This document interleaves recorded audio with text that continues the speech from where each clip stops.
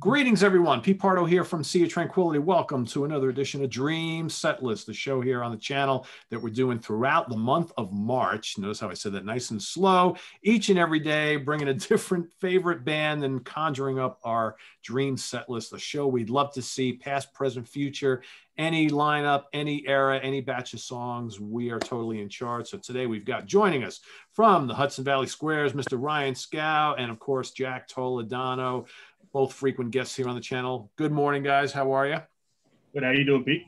Doing good. Oh, great, Pete. I actually got my first COVID shot this morning. Oh, this morning you got it. Wow. This morning, right. Bright and early, 8:15.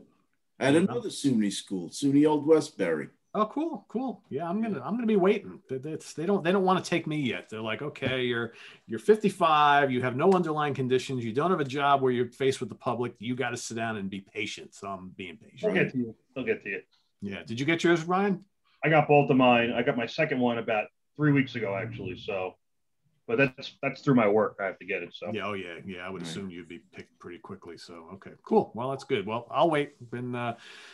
So today it's all about Judas Priest, as you can tell. Well, I didn't play along, but you can tell everybody else has got their Judas Priest attire on. I'm doing the Uriah Heep thing once again here, but I have asked both Ryan and Jack to put together what they would consider to be the dream set list that they would love to see for Judas Priest, whether it's by the current band, a previous lineup. They want to go back in time via their time machine. They could certainly do that. So the sky's the limit here. So I'm going to have Ryan kick us off with his complete set.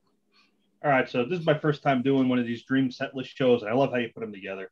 And I'm glad you invited me on the Priest one, because Priest is the one that's got like the little asterisk at the end, the little caveat. Because when it comes to Priest discography, they kind of, I'm not going to go with this, but they already did this album, 1979. Probably, if you catch me on the right day, it's probably my favorite album of all time, maybe, just like 4 or 5 that kind of rotate through that spot. But there are days when I find this piece of wax I own. And, Ryan, just of note, that's actually the first Priest album I ever bought too.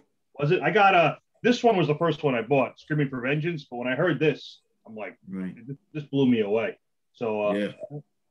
The cool thing about this album is that I know, like in the early '70s, you had Sabbath, you had Deep Purple, you had Zeppelin, you had Budgie, you had all these cool bands. But in my mind, Priest was always the band that kind of like finally drove that wedge in that said, "Here's hard rock. Here's metal." And they were kind of the band that said from this point on, they kind of started that ball rolling, I think in a pretty serious, considerable way. They had all these great albums in the second half of the 70s that were, really kind of leaning that way. Like you couldn't mistake that stuff for hard rock. Like, obviously I love Deep Purple. I love all those early 70s bands, but like, is it metal? Is it rock? It doesn't really matter. It's just great music. With Priest, it's like, nah, this is heavy fucking metal and nothing else. And this album to me was kind of like the bullet point at the end of the statement. It's like this album, you listen to this and there's nothing else you can mistake it for. It's just pure heavy metal, nothing else, no hard rock at this point. So that always I think is an important distinction. So the lineup I'm going with is the lineup that recorded this album. So you got Mr. Les Binks on drums and obviously the classic lineup of the band. So my first song I got to go with obviously is Exciter. It's just the perfect Priest song. I think probably one of the best songs they ever did. It just opens up, it's fast, classic speed metal, and great song to open a set list with. And this is a pretty long set, so these guys, I'm glad. Hope they took a pee break before they went on stage. Stretched a little bit, got it out of their system. Second song is Rapid Fire, which to me was always the best song on British Steel. Love that song. British Steel is not my favorite album by them. I know it's an album that kind of helped break them a lot, like bring them to a much wider audience, some really big hits on that album, but that was always my favorite song. Then I'm going with my favorite song from a later album that doesn't get a lot of love, which is Ram It Down. I kind of understand why that album doesn't get much love. It's not my favorite album either. It's got some really good songs, got some really bad songs, but the title track is just fucking awesome, nonstop, pure Priest at their best, speed metal, the riffs, the singing, the vocals, the chorus. And after that, one of the cool things about Unleashed in the East is that even though it's a great album, got some of the best songs they ever did, there's a lot of other great 70s songs that they never played on that album. They didn't really play live a lot. And one of my favorites is from Sin After Sin, Let Us Pray, Call to the Priest. Great song. Great song. If there's live recordings of it, I personally haven't seen them. I'm sure they played it maybe once or twice back in the 70s. I'd love to hear a good live version of that, but as of yet, maybe if someone knows about it, wants to comment. But yeah, that's one of my favorite songs from Sin After Sin. Then Bloodstone, go slowing it down a little bit here because so far all these songs have been pretty up tempo, some of their faster stuff. So Bloodstones, obviously, this is the first Priest album I ever bought when I was like 15 or 16, and I was born in '82, so this was going way into the '90s by the time I heard them. Then another great song, which wasn't on Unleashed in the East, and that's the title track from their fourth album, Stay in Class. Great song. They have played that live a couple times over the years, different incarnations. I think actually there's a pretty good version with Ripper on vocals, but now I want to hear that in that classic lineup. And then I'm going with Sinner, because that's just one of the best songs they ever wrote. I think a Setlist without Sinner in it is just, to me, it's incomplete. Such a good song. It's a sin not to have that song in the Setlist. Yes. It is. I've seen them play it a bunch of times. They don't always play it these days. It depends, but they have played it a lot, and it's like a legendary classic song. Then I'm going with a great song. Just letting you know, that's a song that's really grown on me over the years. Sinner? Yeah. It's, yes. Obviously my favorite version's on Unleashed in the East, and that's the version I kind of identify with, but even the original studio one is great. Then I'm going with another song from that album, Dissonant Aggressor. Slayer did a pretty good cover of that, but you can't top Priest's version. That's a classic. Then I'm going with one of the best songs ever, going back to Sad Wings of Destiny, Tyrant.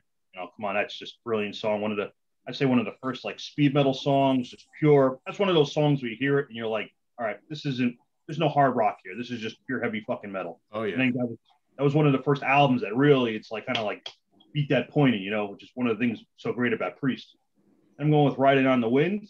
That's a great song from one of my favorite albums. And they don't play that too live. That I've seen it a couple times, but it's not like a regular in the set list. Yeah, they played that back in the day, but not in a long time, to my knowledge. It's been a while. I think since I've started seeing them, I only saw them do it once.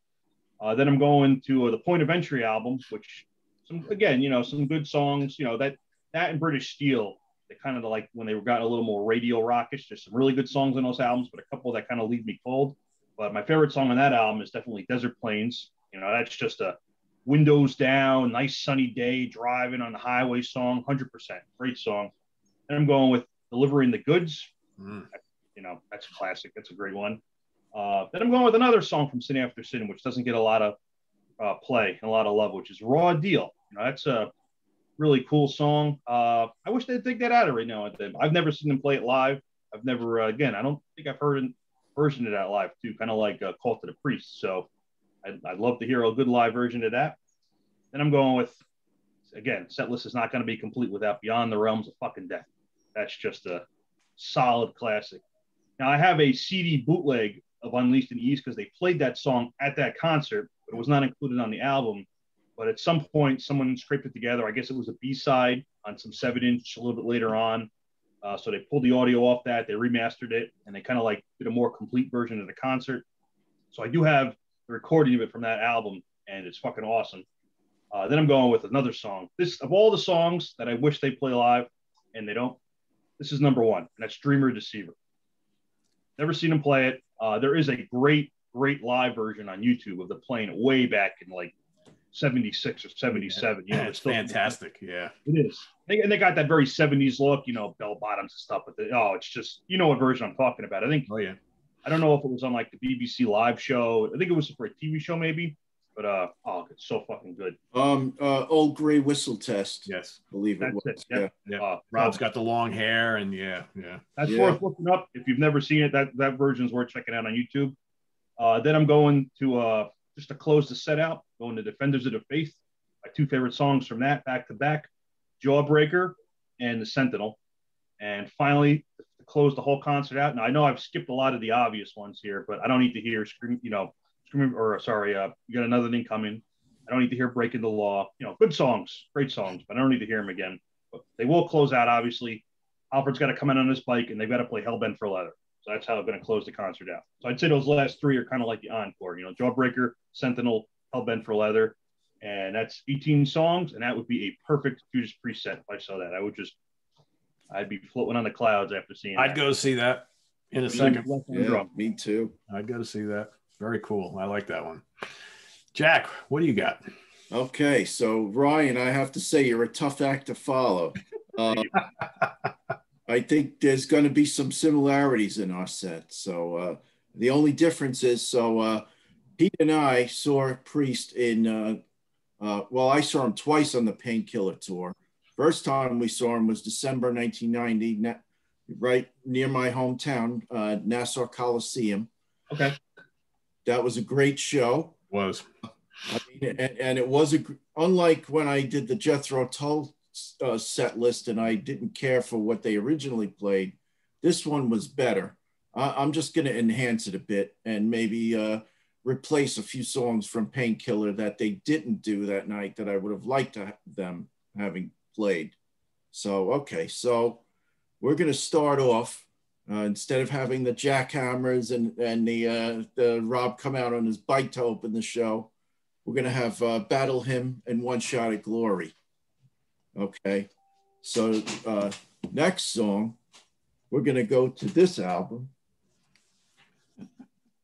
Everybody get a good look. Get a lot of compliments for this mask. That's cool. I'm sure you do.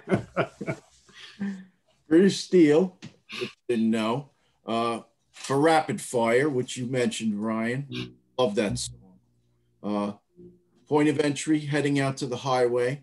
I'm not a huge fan of the Point of Entry album, but that's one of the few cuts I like on that album. Another one you mentioned, Ryan, Bloodstone. Love that song. Love that melodic opening. Okay, so next we go back to Painkiller and a song that I do agree with them having played, All Guns Blazing.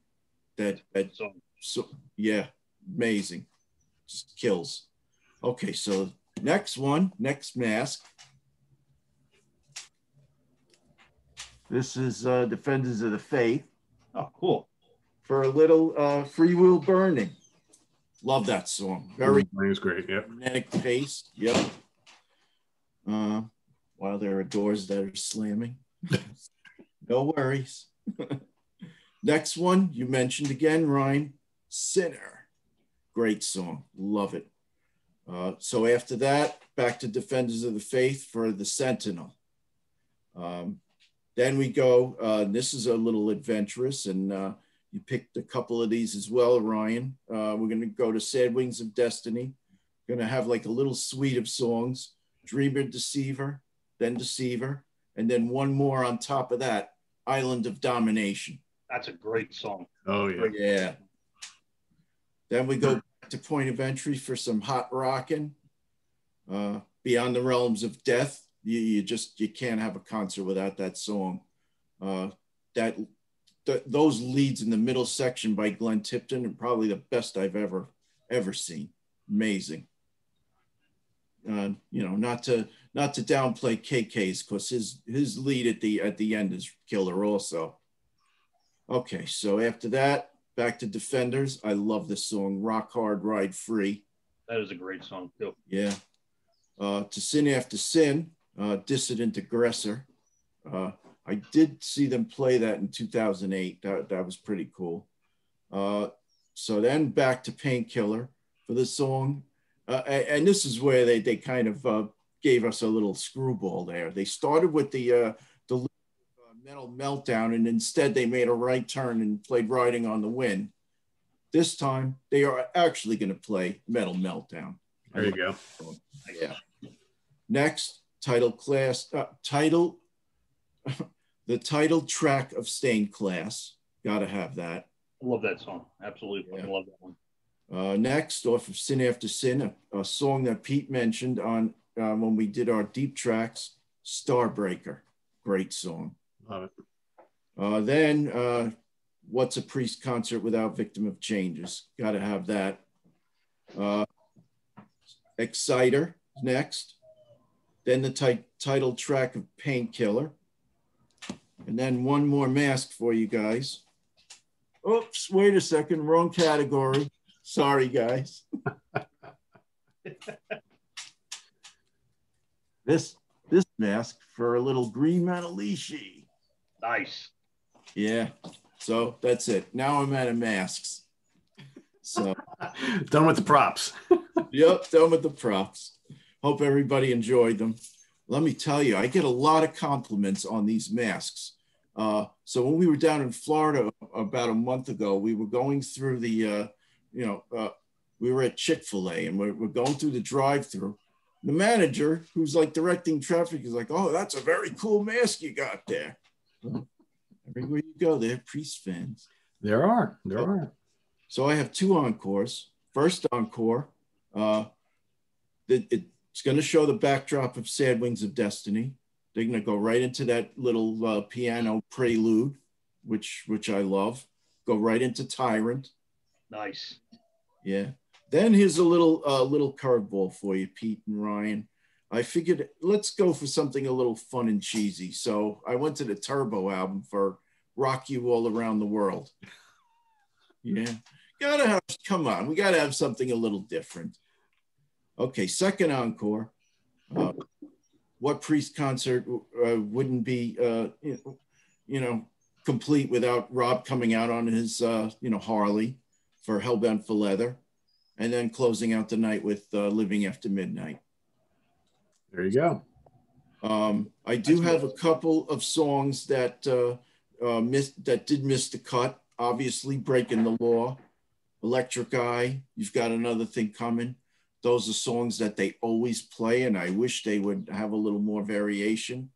Songs that I considered to add, but I couldn't fit them.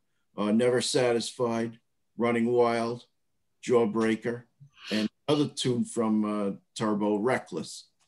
So there you have it. Cool. And I'm assuming that show is taking place at the Nassau Coliseum, right? Yes, again. Okay. Very cool. Okay. I'd go see that one also. Yeah, those masks are cool. I ended up, I don't have any Priest ones, but I got this Venom one. I got a whole bunch. Okay. Well, I have my daughter Sam and my wife Susan to thank for those masks. Nice Merciful Fate one. Yeah. Oh, cool. Merciful Fate. Okay. I got a bunch, but I got obviously Voivod. And I wear this. I get some compliments on this one a lot. He sells the "Who's Fine" by Megadeth. Megadeth, yeah. Oh, nice. I need to get with the program. I don't have any cool masks. None. Zero. Zilch. You got turn a negative into a positive. Why not? Yeah, I'm gonna have to do that. I'm gonna have to go out and order because they're probably cheap. What are they? A couple bucks? Oh, no, these can run you like $10 each. Yeah. Oh, yeah, it depends. Yeah. But they're reusable. So yeah. Yeah, I might have to do that. I mean, you at the back you can take replace the filter. So. Cool. All right, here we go. You guys ready? Ready. All right. So as I've done for water in the background. Hello. Hi. Hi. So the direction I'm going to go with this, as I've done for quite a bit on these episodes, is I'm going to utilize my little time machine that I got over here. So, a lot of these bands that we're covering, I've seen many, many times over the years, and I've seen them play a lot of songs and some different stuff. But I'm using this to kind of go back and visit something for the first time, a lineup that I never saw. A tour that I never saw. So I'm going to go back to the Hellbent for Leather tour, 1978. So just like Ryan, this is going to be that original lineup with Les Binks, the classic lineup with Les on drums, because he's probably one of my favorite drummers who ever played with this band. And this show is going to be at the Mid-Hudson Civic Center in Poughkeepsie, New York. It's going to be a headline show. So again, on this tour, they're probably opening up for Kiss or whoever they were opening up for this tour. I don't know, whatever in North America, but this is going to be like one of those little side shows where they go and play a headline gig at the Civic Center. So we're going to kick things off with Exciter from Stained Class. Is going to be the first out of the gate song. From there, we're going to go to Runnin' Wild from the new album Hellbent for Leather. After that, we're going to go to Sinner from Sin After Sin.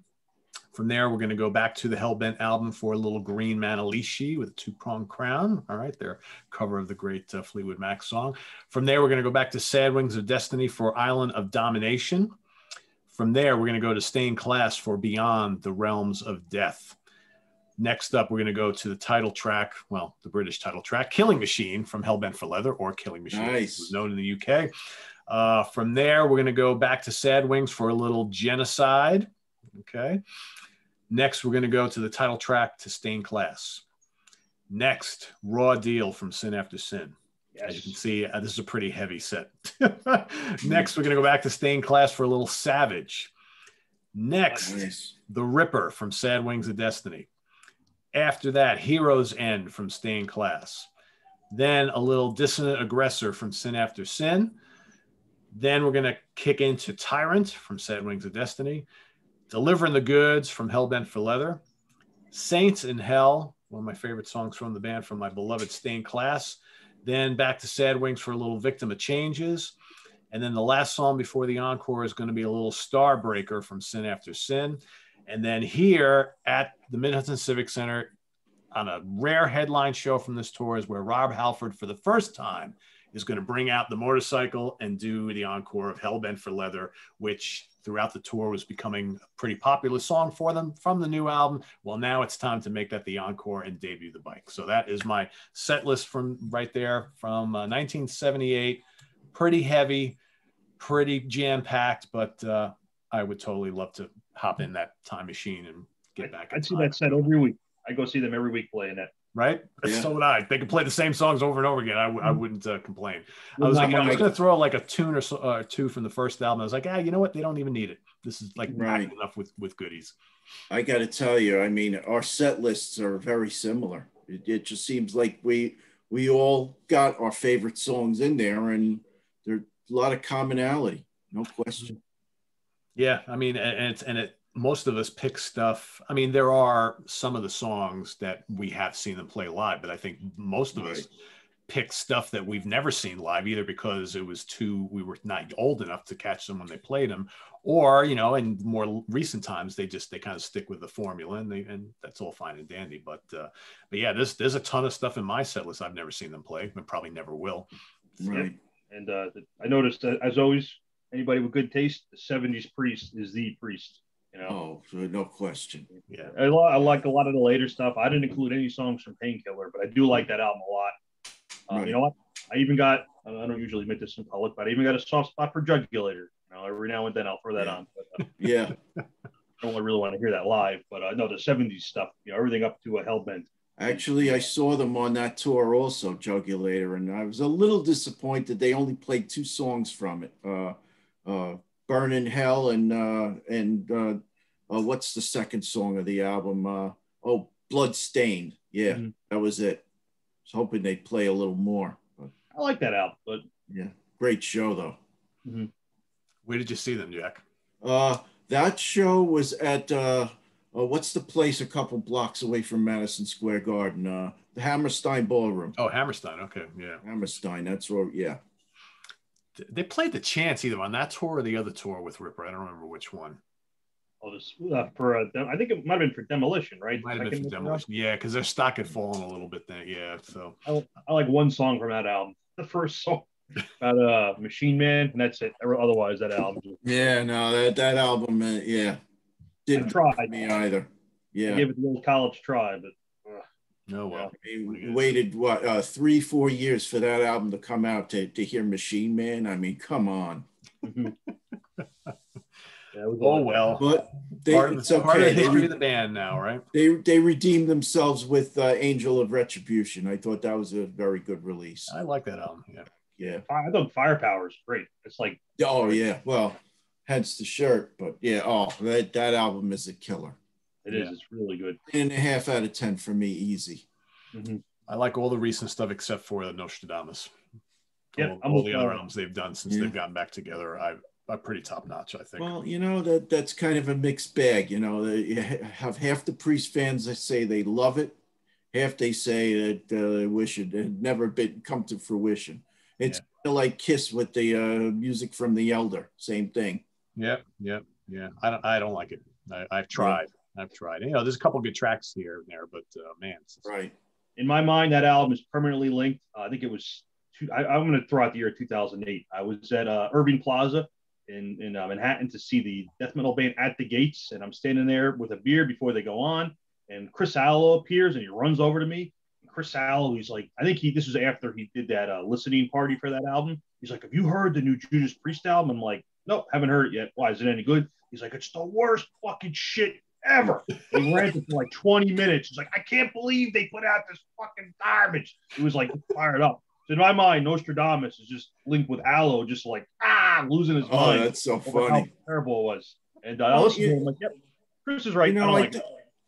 I think we've had this discussion before, Pete, regarding how, it's like a double-edged sword. If they had just given us a straight classic Priest-sounding album, there would be people that would say, oh, they just keep doing the same thing over and over. But then if they try something like this, try something a little different, some people are going to love it and say, oh, E for effort.